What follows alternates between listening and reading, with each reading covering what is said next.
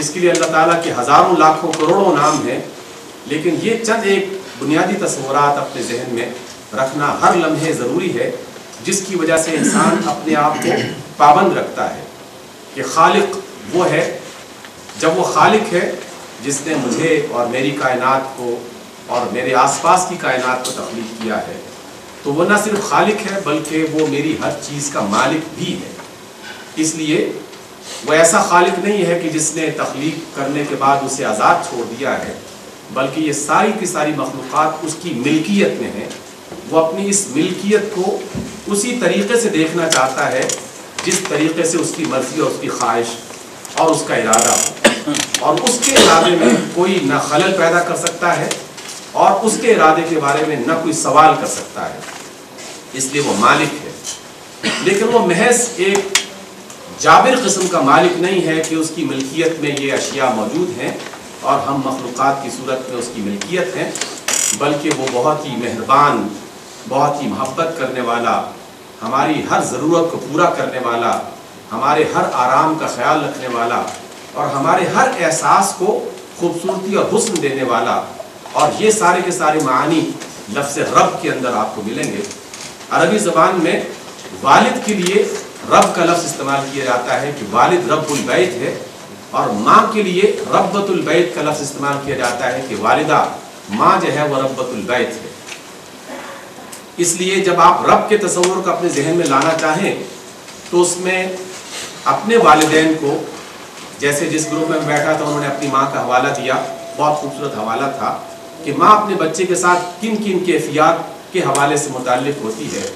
اس کی محبت، اس کا ایثار، اس کی قربانی، اس کی تمام تر ذہنی اور قلبی اور عملی کیفیات اپنے بچوں کے ساتھ کس طرح مربوط اور منسلک ہوتی ہیں۔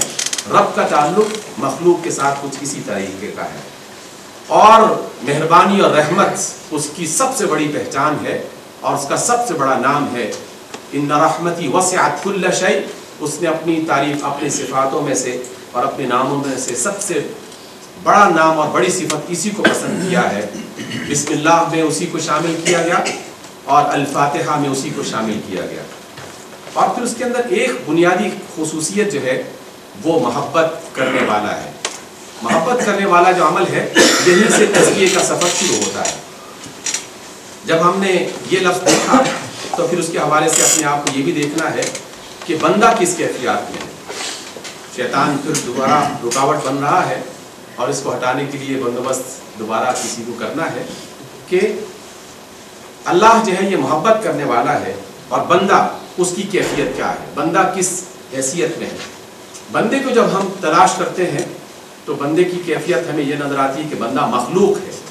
خالق نہیں ہے۔ جب وہ مخلوق ہے تو اسے یقیناً اپنے کم ہونے کا، پست ہونے کا اور کمزور ہونے کا احساس ہونا چاہیے کہ وہ خالق نہیں ہے، اور بندہ محتاج ہے۔ کوئی قدم بھی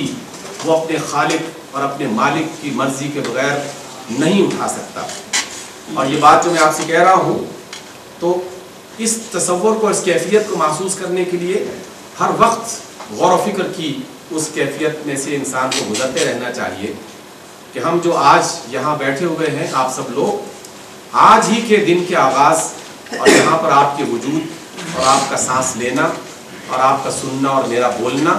اور آپ کا باہم ایک دوسرے کے ساتھ گفتگو کرنا، یہ سارے ہزاروں جو عمل ہم میں ہو رہے ہیں، ان میں ہم سب کے سب اللہ کی مرضی کے محتاج ہیں، اور اس وجہ سے محتاج ہیں کہ اس کی طرف سے اگر لفظ کن آ جائے اور وہ ہماری سانسیں روک دے تو یہ سارے کے سارے عمل، یہ ساری کی ساری کیفیات اور یہ ساری کی ساری جو ہم اس وقت ایکٹیویٹیز کر رہے ہیں، یہ سب کے سب رک جائیں۔ اس کا مطلب یہ ہے کہ ہم ان تمام کاموں کو کرنے کے لیے اس کے محتاج ہیں، اور کوئی ایسا لمحہ نہیں ہے کہ جب ہم اس کے محتاج نہ ہوں۔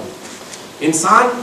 محتاج بھی ہے، مخلوق بھی ہے، اور ایک بہت بڑی خرابی اس کے اندر جو پائی جاتی ہے کہ وہ نسیان کا شکار ہوتا ہے، بھول جاتا ہے،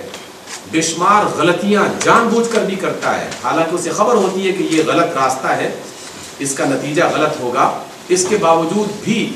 وہ کسی وقتی ضرورت کو پورا کرنے کے لیے اور فوری فائدے کو حاصل کرنے کے لیے خطا کرنے پر آمادہ ہو جاتا ہے۔ اور یہ چیز اسے اصل حقیقت سے غافل کر دیتی ہے۔ لیکن بندہ ایک کام ضرور کر سکتا ہے، انسان نسیان سے بچ نہیں سکتا، انسان خطا سے بچ نہیں سکتا، انسان کے اندر غفلت ہمیشہ پیدا ہو سکتی ہے، اس سے وہ بچ نہیں سکتا۔ لیکن ایک عمل ایسا ہے جو اللہ تعالیٰ ہم سے خصوصی طور پر چاہتا ہے، وہ نسیان کو بھی معاف کر دیتا ہے، وہ خطا کو بھی معاف کر دیتا ہے، وہ غفلت سے بھی اس کو نظر انداز کر دیتا ہے۔ لیکن جب کوئی شخص اپنے دل سے اپنے مالک اور خالق اور رب کی محبت کو نکال دیتا ہے تو اسے یہ بات برداشت نہیں ہوتی، اور اس بات پر اسے اس قدر زیادہ غصہ اور غضب میں وہ آ جاتا ہے کہ وہ تمام کے تمام اعمال کو بالکل ملیا میٹ کر کے رکھ دیتا ہے۔ اس لیے ہم سے مطالبہ صرف یہ ہے کہ ہم اس سے محبت کریں، اور بندہ جب محبت کرتا ہے تو پھر یقیناً کچھ سوالات پیدا ہوتے ہیں کہ ہم محبت کیوں کریں، اور یہ سوالات آپ کے سامنے ایک پوری دنیا کا دروازہ کھول دیتی ہے کہ آپ اپنے گھر میں، اپنے گھر سے باہر، اپنے ملک میں مختلف افراد، مختلف کام، مختلف چیزوں سے جو محبت کرتے ہیں اس کی بنیاد کیا بنتی ہے۔ اگر آپ محبت کے اس لفظ پر غور کریں گے تو یہ دو باتیں خاص طور پر آپ کے سامنے لازماً آئیں گی، ان سینکڑوں دیگر باتوں کے ساتھ ساتھ یہ دو باتیں بنیادی طور پر ہر ایک بندے کے ذہن میں آئیں گی کہ جو محسن ہے، جو احسان کرنے والا ہے، جو ہمارے ساتھ بہتر سلوک کرنے والا ہو، جو ہمارے ساتھ ہمدردی کرنے والا ہو، ہمارے کام آنے والا ہو، ہماری ضرورتیں پوری کرنے والا ہو، ہماری مشکل میں وہ ہمارا ساتھی بننے والا ہو، ہمیں اس سے محبت ہو جاتی ہے۔ اور جب ہم کسی سے محبت کریں تو یہ جذبہ خود بخود ذہن میں آ جاتا ہے کہ میں جس سے محبت کا اظہار کر رہا ہوں کیا وہ بھی اس کا جواب محبت سے دیتا ہے، کیا وہ میری محبت کو محسوس بھی کر رہا ہے کہ نہیں کر رہا، یا وہ میری محبت کو بالکل پرکا کی حیثیت بھی نہیں دے رہا، کوئی اس کی طرف توجہ ہی نہیں ہے۔ یہ دو باتیں اگر آپ تلاش کریں گے تو وہ سارے کے سارے رشتے جو ہمارے آس پاس موجود ہیں ان تمام رشتوں کے مقابلے میں اللہ رب العزت کی ذات سب سے بڑھ کر محسن بن کے ہمارے سامنے آتی ہے۔ اس سے بڑا محسن کوئی اور نہیں ہو سکتا، حتیٰ کہ ہمارے ماں باپ بھی اس سے بڑھ کر محسن نہیں ہو سکتے۔ اور اس کے احسانات کو تلاش کرنا ہو تو آپ کے آنے والی ایک ایک سانس آپ کی جو سینے میں جا رہی ہے اور جس کی وجہ سے آپ کے اور میرے دلوں میں دھڑکن پیدا ہو رہی ہے، وہ ایک ایک دھڑکن ہر لمحے یہ کہہ رہی ہے کہ اس سے بڑا محسن اور کوئی نہیں ہو سکتا۔ یہ اسی کا احسان ہے کہ جس کی وجہ سے ہمارا دماغ، ہمارا دل، ہماری محبتیں، ہمارے مال، ہماری اولاد، ہماری تمام چیزیں موجود ہیں، اس سے بڑا اور کوئی محسن نہیں ہو سکتا۔ اس لیے جب وہ سب سے بڑا محسن ہے تو سب سے زیادہ محبت کا حق بھی وہی رکھتا ہے، اور اس بڑے حق کے مقابلے میں باقی تمام حقوق موجود ہیں اپنے اپنے انداز میں، اور اللہ تعالیٰ ان محبتوں سے منع نہیں کر رہا، نہ ماں سے، نہ باپ سے، نہ اولاد سے، نہ مال سے، نہ عزت اور شہرت سے، نہ پیشے سے، کسی محبت سے منع نہیں کیا جا رہا، لیکن وہ یہ ضرور چاہتا ہے کہ جو سب سے بڑا محسن ہے اس سے سب سے زیادہ محبت کی جائے، اور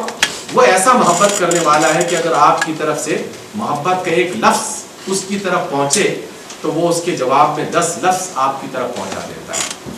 آپ کی طرف سے ایک قدم محبت میں اس کی طرف اٹھے تو وہ 10 قدم آپ کی طرف بڑھا دیتا ہے۔ آپ ہلکے ہلکے چل کے جائیں تو وہ دوڑ کے آپ کو اپنے گلے سے لگا لیتا ہے۔ اس لیے محبت کا جواب بھی وہ سب سے زیادہ بہتر دیتا ہے۔